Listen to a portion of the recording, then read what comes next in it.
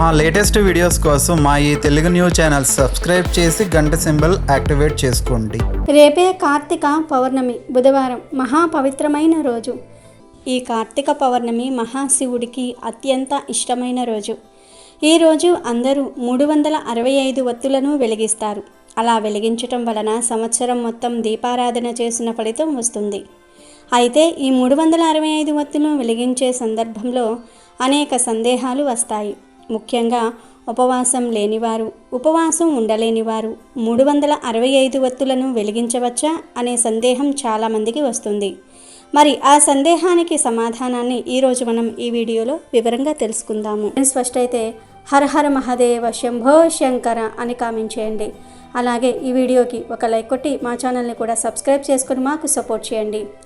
ప్రధానంగా కార్తీక పౌర్ణమి నాడు తెల్లవారుజామున సముద్రంలో లేదా నదిలో స్నానం చేయటం శుభప్రదం. నదిలో స్నానం చేసే అవకాశం లేనివారు ఉదయాన్నే లేచి స్నాన జపాలు ముగించి ఆలయానికి వెళ్ళి దేవుడిని దర్శించుకుంటూ ఉంటారు. ప్రత్యేక పూజల్లో పాల్గొంటూ ఉంటారు. రోజంతా ఉపవాసం ఉండి సాయంత్రం 365 ఒత్తులతో కూడిన దీపాన్ని వెలిగిస్తారు. రోజుకు ఒక ఒత్తి చొప్పున ఏడాది మొత్తాన్ని సూచిస్తాయి ఈ ఒత్తులు. కొందరు ఈ 365 ఒత్తులను అరటి దొన్నెలపై ఉంచి నదిలో లేదా కొలనులో వదులుతూ ఉంటారు. ఇంకొందరు శివాలయంలో వెలిగిస్తారు. ఆ వీలు లేని వారు ఇంట్లోనే దేవుని ముందు లేదా తులసి కోట ఎదుట ఈ 365 ఒత్తులు వెలిగిస్తారు. కార్తీక పౌర్ణమి నాడు చేసే దీపారాధనతో ఇహలోకంలో సుఖ సౌఖ్యాలు, పరలోకంలో ముక్తి లభిస్తాయి. దీపం పరబ్రహ్మ స్వరూపం. ఏ ఇంట్లో అయితే నిత్యము దీప ధూప నైవేద్యాది కైంకర్యాలు జరుగుతూ ఉంటాయో ఆ ఇల్లు అష్టైశ్వర్యాలతో తొలతూగుతూ ఉంటుంది అనేది ఆర్యోక్తి. నిత్యం ఇంట్లో దీపం వెలిగించటం శుభప్రదం. కానీ సమకాలీన జీవితంలో ప్రతిరోజు ఎవ్వరూ దీపాన్ని వెలిగించలేరు. అందుకే కార్తీక పౌర్ణమి నాడు ఓ పద్ధతిని సూచించారు పెద్దలు. సంవత్సరానికి 365 రోజులు కాబట్టి రోజుకు ఒక ఒత్తి చొప్పున 365 ఒత్తిల్ని జత చేసి వాటిని ఆవు నెయ్యితో నానబెట్టి కార్తీక పౌర్ణమి నాడు ఇంట్లో ఉన్న తులసి చెట్టు దగ్గర కానీ లేక దగ్గరలో ఉన్న దేవాలయంలో కానీ వాటితో దీపం వెలిగించాలి. అలా వెలిగించటం వల్ల ఏడాది మొత్తం దీపాలు వెలిగించిన పుణ్యం లభిస్తుందని పెద్దలు చెప్తూ ఉంటారు. మన హిందూ సాంప్రదాయం ప్రకారం ప్రతిరోజు మనం ఇంట్లో దీపారాధన చేయాలి. అయితే అనేక సందర్భాలలో అంటే అట్లు ముట్లు సమయాల్లో ఏదైనా బయట ఊరు వెళ్ళినప్పుడు దీపారాధన చేయరు. అప్పుడు సంవత్సరం మొత్తం దీపారాధన వ్రతభంగం అవుతుంది. ఈ భంగాన్ని పోగొట్టుకోవడానికి తప్పనిసరిగా కార్తీక పౌర్ణమి రోజు 365 ఒత్తులను వెలిగించాలి. ఈ 365 ఒత్తులను చాలామంది ఎలా వెలిగిస్తారంటే ఇంట్లో ఎంతమంది ఉంటే అన్ని 365 ఒత్తులను వెలిగిస్తూ ఉంటారు. కానీ అలా చేయమని ఏ శాస్త్రంలోనూ చెప్పలేదు. కేవలం ఇంటి యజమాని లేదా యజమానురాలు ఒక్కరు 365 ఒత్తులు వెలిగిస్తే సరిపోతుంది. ఇలా ఒక్కరు 365 ఒత్తులు వెలిగిస్తే ఆ ఇంటికి 365 రోజులు దీపారాధన చేసిన ఫలితం కలుగుతుంది. చాలామందికి ఇది తెలియక ఇంట్లో ఎంతమంది ఉంటే అన్ని 365 ఒత్తుల దీపాలు వెలిగిస్తూ ఉంటారు. కానీ అలా కాదు. ఇంటి యజమాని లేదా యజమానురాలు ఎవరో ఒకరు వెలిగిస్తే సరిపోతుంది. 365 ఒత్తుల దీపాన్ని దేవాలయంలో లేదా ఇంట్లో తులసి కోట ముందు లేదా పూజగదిలో లేదా నూతి ప్రదేశంలో లేదా బోరుబావి దగ్గర 365 ఒత్తులను వెలిగించవచ్చు. 365 ఒత్తుల విషయంలో చాలామందికి ఉన్న సందేహం ఏమిటి అంటే ఖచ్చితంగా ఉపవాసం ఉండే ఈ 365 ఒత్తులను వెలిగించాలా? ఉపవాసం లేనివారు కూడా 365 ఒత్తులను వెలిగించవచ్చా అనే సందేహం కలుగుతూ ఉంటుంది. మీరు చక్కగా స్నానం చేసుకుని భక్తిగా గుడిలో లేదా ఇంటి వద్ద ఈ 365 ఒత్తుల దీపాన్ని వెలిగించుకోవచ్చు. అసలు నిజం చెప్పాలంటే 365 ఒత్తులు వెలిగించాలంటే ఉపవాసం ఉండాలి అనే నియమం ఎక్కడా లేదు. ఉపవాసం ఉంటే మంచిది అంటారు, కానీ ఖచ్చితంగా ఉపవాసం ఉండాలి అనే నియమం లేదు. ఉపవాసం లేకుండా కూడా శుభ్రంగా 365 ఒత్తులను వెలిగించుకోవచ్చు.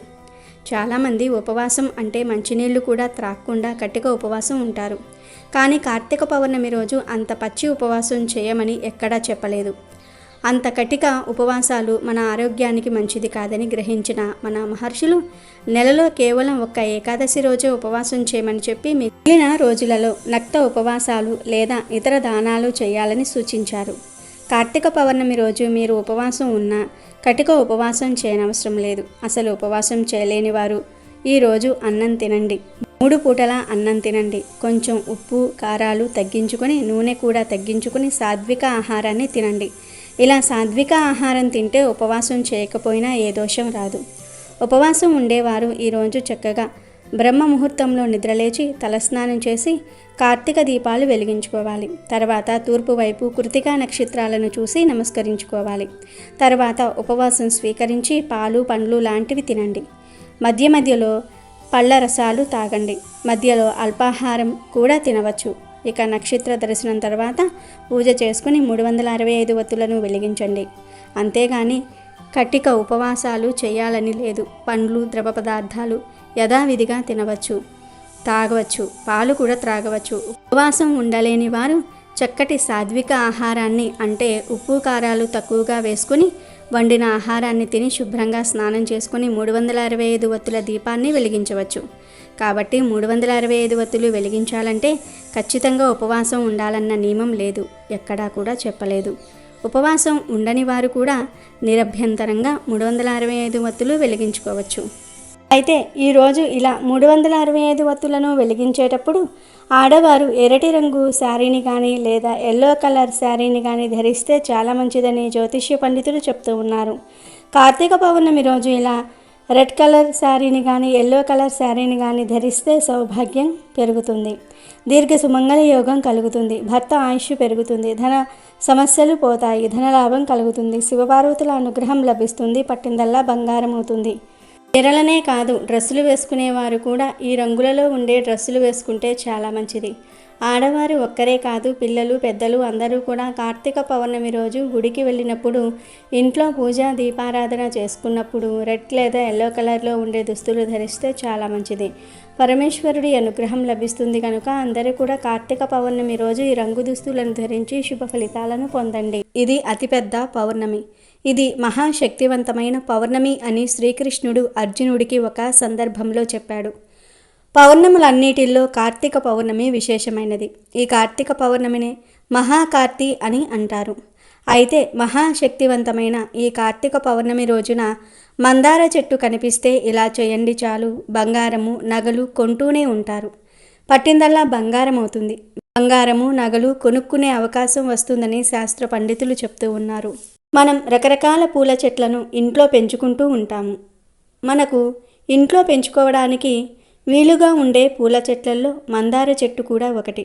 మందార చెట్టుకు ప్రతి కాలంలోనూ పూలు పూస్తూ ఉంటాయి. మందార చెట్టును అందరూ ఇంటికి ముందు లేదా పెరట్లో పెంచుకుంటూ ఉంటారు. ఆ మందార చెట్టును ఎన్ని పువ్వులు పూస్తే అంత సంపద కలుగుతుందని నమ్ముతూ ఉంటారు. అంటే మన పెరట్లో ఉండే మందార చెట్టుకు ఎంత ఎక్కువగా పువ్వులు పూస్తే అంత సంపద వస్తుందని నమ్ముతూ ఉంటారు మన పెద్దవాళ్ళు. మందార పువ్వులు దేవతలను పూజించే పువ్వులని పురాణాలు చెప్తూ ఉన్నాయి. దేవతా వృక్షాలలో మందార చెట్టుకు ప్రత్యేక స్థానం ఉంది. 4 కాలాలలో పువ్వులు పూసే చెట్టు ఈ మందార చెట్టు. ఈ మందార చెట్టు ఇంట్లో ఉంటే ఎప్పటికీ ధనం ఇంట్లో నిలుస్తుంది అని మన పెద్దలు అంటూ ఉంటారు. ఎర్రని మందారాన్ని ఎవరైతే పూజలో ఉపయోగిస్తారో వారి కోరికలను ఆ భగవంతుడు తప్పకుండా తీరుస్తాడు అని పురాణ వాక్కు. ఎరుపు రంగు పూల చెట్టును ఇంట్లో పెంచుకోవటం ఎంతో శుభకరం. మీరు బయటకు వెళ్ళేటప్పుడు ఆ చెట్టును చూస్తూ వెళ్ళండి, అంతా శుభమే జరుగుతుంది. చెట్టంతా కూడా నిండుగా పువ్వులు పూసి ఉన్న చెట్టును చూసి బయటకు వెళితే మనసంతా కూడా ఎంతో సంతోషంతో నిండిపోతుంది. ఇక మానసిక దోషాలు కూడా ఆ మందార చెట్టు పోగొడుతుంది. మీరు చెట్టు నిండా పూలు ఉన్న ఆ చెట్టును చూసి బయటకు వెళ్తే మీ పనులలో విజయం కలుగుతుంది. మందార చెట్టును మీ ఇంట్లో ఉంచుకోవటం వల్ల అతి తొందరలో లక్ష్మీదేవి కటాక్షం కూడా మీకు కలుగుతుంది. మందార చెట్టు ఇంటి ద్వారానికి కుడివైపు ఉంటే చాలా మంచిదని, లక్ష్మీ కటాక్షం కలుగుతుందని మన పెద్దలు చెప్తూ ఉన్నారు. ఏ స్త్రీ అయితే మందార పువ్వును తన తలలో పెట్టుకుంటుందో ఆ స్త్రీకి దీర్ఘ సుమంగళి యోగం కలుగుతుంది. కానీ ఇంటి దగ్గర ఎప్పుడైనా సరే ఎరుపు లేదా పింక్ లేదా లైట్ ఎల్లో కలర్లో ఉండే మందార చెట్లనే పెంచాలి. ఒకటి రెక్క లేదా ముద్ద మందార ఏదైనా సరే ఈ రంగులో ఉండే మందార చెట్లే పెంచుకోవాలి. ఈ రంగు మందార పూల చెట్లను ఇంట్లో పెంచుకుంటే ఆ ఇంట్లో అన్ని శుభాలే జరుగుతాయి. కొందరు వైట్ కలర్లో ఉండే మందార పూల చెట్లను ఇంటి దగ్గర పెంచుకుంటారు. కానీ వైట్ కలర్లో ఉండే మందార చెట్లను ఇంటి దగ్గర పెంచకూడదు. దాని వలన శుభ ఫలితాలు రావు, అన్నీ అశుభ ఫలితాలే కలుగుతాయి. కాబట్టి ఈ విషయాన్ని అందరూ గుర్తుంచుకోండి. ఇంట్లో ఎవరైనా సరే ఎరుపు లేదా పింక్ లేదా ఎల్లో కలర్లో ఉండే మందార పూల చెట్లనే పెంచాలి. వైట్ కలర్ పూలు పూసే మందార చెట్లను అస్సలు పెంచకూడదు. మందార పూలతో కట్టిన మాలను దేవతా ఆరాధనకు ఉపయోగించవచ్చు. మందార మొక్కతో ఆధ్యాత్మిక పరంగానే కాకుండా ఆయుర్వేద పరంగా కూడా ఎన్నో ఉపయోగాలు ఉన్నాయి. కనుక మందార మొక్కను ఇంట్లో పెంచుకోవటం వల్ల ఆరోగ్యంతో పాటు ఆధ్యాత్మిక పరంగా కూడా లాభాలను పొందవచ్చు. అయితే ఇన్ని విశిష్టతలు ఉన్న మందార చెట్టు కార్తీక పౌర్ణమి రోజున మీ కంటికి కనబడితే ఒక చిన్న పరిహారం చేయండి చాలు, బంగారము నగలు కొనుక్కునే యోగం వస్తుంది అని పెద్దలు చెప్తూ ఉన్నారు. మరి కార్తీక పౌర్ణమి రోజు మందార చెట్టు కనిపిస్తే ఏం చేయాలి అనే విషయాన్ని ఇప్పుడు మనం ఈ వీడియోలో వివరంగా తెలుసుకుందాము. చాలామంది మహిళలకు బంగారం మీద ఇష్టం ఉంటుంది. బంగారంలో కలిపురుషుడు ఉంటాడని చాలామంది చెప్తూ ఉంటారు. దానిలో నిజం లేకపోలేదు. కానీ అధర్మం చేసి సంపాదించిన ధనంతో కొన్న బంగారంలోనే కలిపురుషుడు ఉంటాడు. నిజాయితీగా కష్టపడి పనిచేసి సంపాదించిన ధనంతో కొన్న బంగారంలో కలిపురుషుడు ఉండడు. ఈ విషయం చాలామందికి తెలియదు. కాబట్టి ఆడవాళ్ళు బంగారం కొనుక్కోవచ్చు, దానిలో ఎటువంటి తప్పు లేదు. మామూలుగా ఆడవాళ్ళందరూ కూడా బంగారం కొనుక్కోవాలని ఆశపడుతూ ఉంటారు. ఈ రోజుల్లో ఎవరి దగ్గర ఎక్కువ బంగారం ఉంటే వారిని అంత ధనవంతులుగా పరిగణిస్తూ ఉన్నారు. అలాంటి వారినే గౌరవిస్తూ ఉన్నారు. కనుక ఆడవారు తమ దగ్గర ఎక్కువ బంగారం ఉంటే బాగుంటుంది అని భావిస్తూ ఉన్నారు. కానీ అందరూ బంగారం కొనుక్కోలేరు. అంటే కొంతమంది ఆడవారి దగ్గర బంగారం కొనుక్కోవడానికి ధనం ఉండదు. మరి కొంతమంది దగ్గర డబ్బు ఉన్నా ఏదో ఒక ఆటంకం వచ్చి బంగారం కొనలేకపోతూ ఉంటారు. ఇలా బంగారం కొనుక్కోలేకపోతున్నాం అని బాధపడే వారందరూ కూడా ఎంతో శక్తివంతమైన ఈ పౌర్ణమి రోజున మందార చెట్టు కనిపిస్తే ఈ చిన్న పని చేస్తే చాలు, నగలు బంగారం కొనుక్కునే యోగం కలుగుతుందని శాస్త్ర పండితులు చెప్తూ ఉన్నారు. కేవలం ఆడవారే ఈ పరిహారం చేయాలని రూలేమీ లేదు. బంగారం కొనుక్కోవాలి అనుకునే మగవారు కూడా ఈ పరిహారం చేసుకోవచ్చు. ఏమీ లేదు. ఈ పౌర్ణమి రోజున మీకు ఎక్కడైనా సరే ఏ సమయంలో అయినా మీకు మందార చెట్టు కనిపిస్తే ఆ చెట్టు దగ్గరకు వెళ్ళండి. మీ ఇంటి దగ్గర మందార చెట్టు ఉంటే ఆ చెట్టు దగ్గరకు వెళ్ళవచ్చు. లేదా పక్కింట్లో పొరిగింట్లో మందార చెట్టు ఉంటే అక్కడకు అయినా సరే వెళ్ళవచ్చు. ఇలా మందార చెట్టు దగ్గరకు వెళ్ళి ఆ చెట్టుకు ఒక నమస్కారం చేసుకుని ఆ చెట్టు నుండి ఒక మందార ఆకును కొయ్యండి. పెద్ద సైజులో ఉండే మందార ఆకును కొయ్యండి. పచ్చగా రంధ్రాలు లేకుండా ఉన్న మంచి ఆకును కోసుకొని ఆ ఆకును తీసుకొని మీ ఇంటికి అంటే ఇంటి లోపలికి వచ్చేయండి. ముందు ఈ మందార ఆకును తడి వస్త్రంతో తుడవండి. తర్వాత ఈ మందార ఆకును తీసుకుని వెళ్ళి మీ ఇష్టదైవం ఫోటో ముందు పెట్టండి. తర్వాత బియ్యంలో చిటికెడు పసుపు కలిపి కొన్ని అక్షింతలను కూడా తయారు చేసుకోండి. ఈ అక్షింతలను మందార ఆకులో వేయండి. అంటే ఆ ఆకు మీద ఎన్ని అక్షింతలు పడతాయో అన్ని అక్షింతలు వేస్తే సరిపోతుంది. అక్షింతలు ఎందుకు వేయాలంటే అక్షింతలు పసిడి రంగులో ఉంటాయి. అక్షింతలకు బంగారాన్ని ఐశ్వర్యాన్ని ఆకర్షించే శక్తి ఉంది. అక్షింతలు మన కోరికలను తీరుస్తాయి కనుక అక్షింతలు వేయండి. ఆ తర్వాత ఒక నిమ్మకాయను తీసుకొని ఆ నిమ్మకాయను పైనుండి పువ్వులాగా 4 ముక్కలుగా కట్ చేయండి. ఇక్కడ చూపిస్తున్నట్లుగా కట్ చేయండి. వీడియోలో చూపిస్తున్నట్లుగా కట్ చేయండి. తర్వాత ఈ నిమ్మకాయను తీసుకుని వెళ్ళి మందార ఆకు మీద ఉన్న అక్షింతల మీద పెట్టండి. నిమ్మకాయను ఇలా పెట్టడం వలన ఏ శక్తులైతే మీ కోరిక తీరకుండా అడ్డుపడుతూ ఉన్నాయో ఆ శక్తులు పోతాయి. బంగారం కొనాలనే కోరిక నెరవేరేలాగా చేస్తుంది నిమ్మకాయ. కనుక ఇష్టదైవం ముందు ఒక మందార ఆకును పెట్టి ఆ ఆకు మీద అక్షింతలు వేసి అక్షింతల మీద నిమ్మకాయను పెట్టండి. తర్వాత ఇక మీ కోరికను దేవుడికి చెప్పుకోండి. దేవుడా, నేను బంగారం కొనుక్కోవాలని అనుకుంటూ ఉన్నాను. కానీ దానికి సరిపడా ధనం నా దగ్గర లేదు. ధనం ఉన్నా ఆటంకాలు వస్తూ ఉన్నాయి. లేదా ఫలానా కారణం వలన నేను బంగారం కొనుక్కోలేకపోతూ ఉన్నాను అని మీ కోరికను మనస్ఫూర్తిగా దేవుడికి చెప్పుకోండి. ఒక మనిషికి, ఒక స్నేహితుడికి మీ కష్టాన్ని ఏ విధంగా వివరిస్తారో ఆ విధంగా మీ కోరికను దేవుడితో క్లియర్గా చెప్పుకోండి. ఆ తర్వాత ఇక మీరు పూజగది నుండి బయటకు వచ్చేసి మీ పనులు మీరు చూసుకోండి. దేవుడు ముందు పెట్టిన మందార ఆకును, అక్షింతలను, నిమ్మకాయలను ఇలా ఒక 24 గంటల పాటు వదిలివేయండి. 24 గంటల తర్వాత ఆ మందార ఆకును, అక్షింతలు, నిమ్మకాయలతో సహా తీసేసి అరటి చెట్టు మొదట్లో పడేయండి. అరటి చెట్టు మొదట్లో పడేస్తే చాలా తొందరగా రిజల్ట్ అనేది వస్తుంది. కనుక అరటి చెట్టు మొదట్లో పడేయండి. మా దగ్గరలో అరటి చెట్టు లేవు అనుకునేవారు రావి చెట్టు మొదట్లో పడేయవచ్చు. ఈ 2 చెట్లు తప్ప వేరే చెట్ల మొదట్లో పడవేయకూడదు. కనుక పరిహారం చేయడానికి ముందే మీకు దగ్గరలో అరటి చెట్టు, రావి చెట్టు ఎక్కడ ఉన్నాయో వెతుక్కొని అప్పుడు ఈ పరిహారాన్ని చేసుకోండి. ఇలా పౌర్ణమి రోజున ఈ చిన్న పరిహారం చేసుకుంటే ఖచ్చితంగా మీకు బంగారం, నగలు కొనుక్కునే యోగం వస్తుంది. ఎంత పేదవాడైనా ధనం సంపాదించి బంగారం కొనుక్కోగలుగుతాడు. బంగారం కొనటంలో ఉన్న ఆటంకాలు తొలగి బంగారం కొనుక్కునే యోగాలు వస్తాయి. కాబట్టి మీరు కూడా ఈ పవిత్రమైన కార్తీక పౌర్ణమి రోజు మందార ఆకుతో ఈ చిన్న పరిహారం చేసి బంగారం, నగలను కొనుక్కొని సంతోషంగా జీవించండి.